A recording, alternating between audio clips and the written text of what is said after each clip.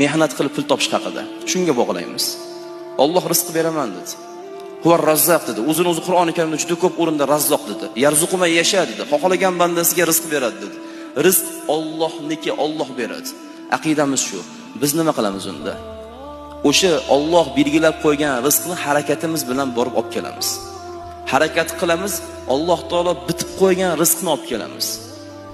Harakatimiz yo'qsa ko'paytiraveradi, xohlasa imtihon qilib kamaytiraveradi. Biz esa to'xtamaymiz bergan va'damizdan. Sendan so'raymiz, harakatni o'zimiz qilamiz. Harakat qilishimiz shartmi? Qur'oni Karimda Alloh aytdi: "Famshu fi manakibiha." O'sha manakibihadagi ha olmoshi yer hisoblanadi. Yerning manokiblari, manokib degan arab tilida yelkalari, ya'ni atroflari degan ma'noda. Yerni atroflarida yuring, mehnat qiling va kulu min rizqi. Allohning beradigan rizqini yeng deyapti.